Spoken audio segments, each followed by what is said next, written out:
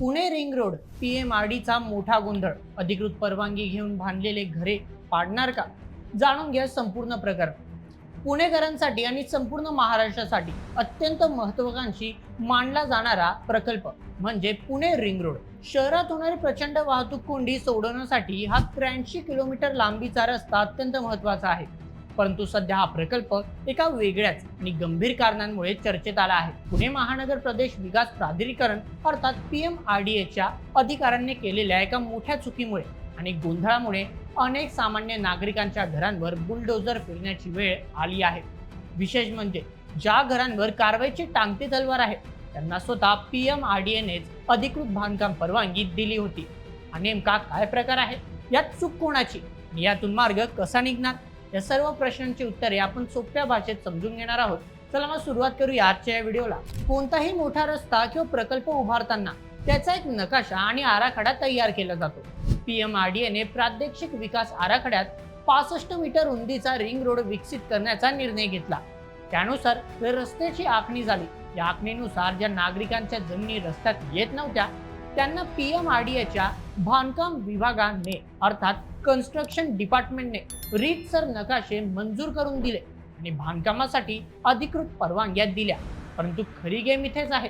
पीएमआरडीएच्या अभियांत्रिकी विभागाने अर्थात इंजिनिअरिंग डिपार्टमेंटने बांधकाम विभागाशी कोणतीही चर्चा न करता रिंग रोडचा एक सुधारित प्रस्ताव अर्थात रिवाइज प्रपोजल परस्पर राज्य सरकारकडे पाठवून दिला.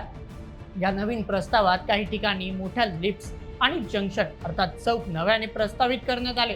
सर्वात धक्कादायक बाब म्हणजे हा नवीन बदललेला नकाशा अधिकृत वेबसाईटवर प्रसिद्धच केला गेला नाही.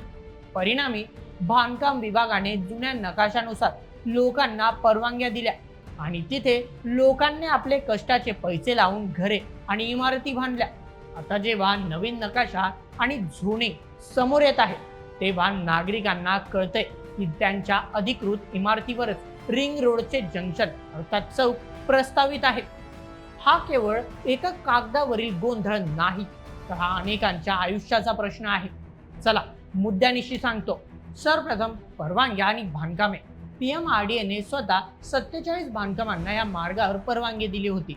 त्यापैकी 21 ठिकाणी लोकांची घरे किंवा इमारती प्रत्यक्षात बांधून पूर्ण झाल्या होत्या. द्वितीय रेरा नोंदणी.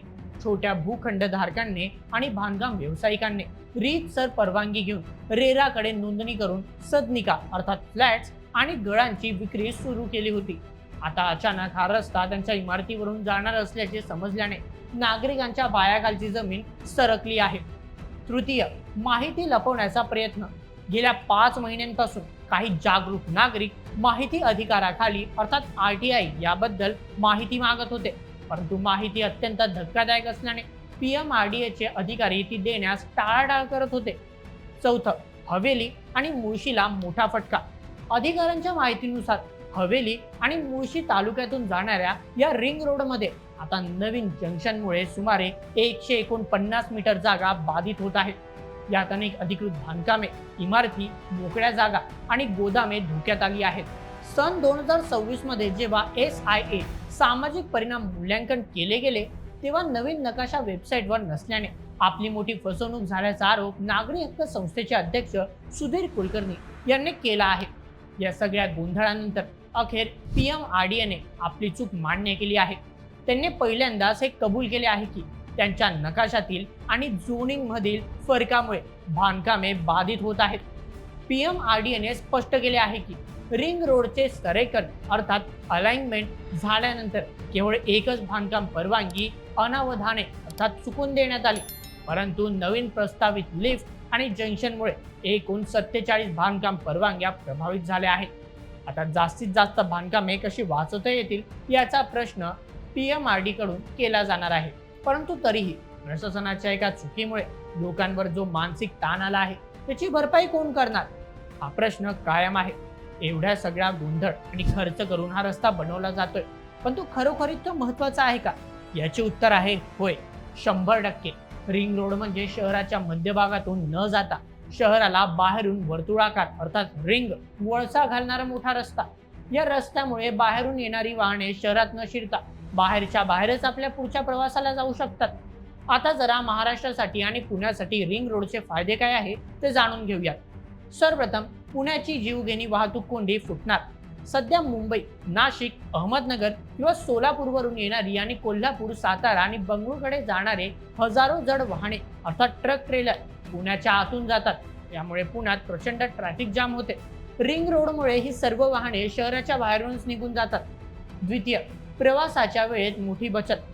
सध्या पुण्याच्या एका टोकाकडून दुसऱ्या टोकाकडे जायला तासनतास लागतात। रिंग रोडमुळे हा प्रवास अतिशय वेगवान होईल। तृतीय, शेतकऱ्यांना आणि उद्योगांना फायदा। पुणे आणि आजूबाजूच्या परिसरातील उदाहरण खेड, शिरूर, मुळशी, मावळ शेतमालाला आणि औद्योगिक वसाहतींमध्ये MIDC उत्पादकांना थेट महामार्गाशी जोडणे मिळेल। माल वाहतूक जलद झाल्यामुळे महाराष्ट्राच्या अर्थव्यवस्थेला मोठी गती मिळेल। चौथं, नवीन रोजगार आणि विकास। रिंग रोडच्या आजूबाजूला नवीन व्यवसाय, लॉजिस्टिक्स पार्क आणि नवीन उपनगरे विकसित होतील। यामुळे शहरातील लोकसंख्येचा ताण कमी होऊन तो आजूबाजूला विभागला जाईल। पाचवं, प्रदूषणात घट। जड वाहने शहरात न आल्याने पुण्यात होणारे वायू आणि ध्वनी प्रदूषण, एअर आणि नॉईज पोल्युशन लक्षणीयरित्या कमी होणार आहे। मित्रांनो, पुणे रिंग रोड हा केवळ एक रस्ता नसून ती पुण्याची आणि महाराष्ट्राच्या भविष्यातील विकासाची जीवनवाहिनी अर्थात लाईफलाईन ठरणार आहे। याचे महत्त्व अनन्यसाधारण आहे। मात्र विकासाचा हा गाडा हाकताना प्रशासकीय अधिकाऱ्यांनी जबाबदारीने वागणे गरजेचे आहे। PMRDAच्या 2 विभागांमध्ये ताळमेळ नसल्यामुळे आज 21 कुटुंबाची घरं तुटण्याची वेळ आली आहे। विकास कामे नक्कीच व्हावीत, परंतु ती करताना पारदर्शकता असावी आणि सामान्य माणसाच्या कष्टाच्या पैशांची रांगोळी होणार नाही, याची काळजी सरकारने घेतली पाहिजे। मित्रांनो, या संपूर्ण प्रकरणावर तुमचे काय मत? PMRDAने केलेली ही चूक किती मोठी आहे तुम्हाला लक्षात येते का? आम्हाला कमेंट करून नक्की सांगा आणि अशाच व्हिडिओसाठी सबस्क्राईब करा बोल MH आपल्या YouTube चॅनलला। धन्यवाद।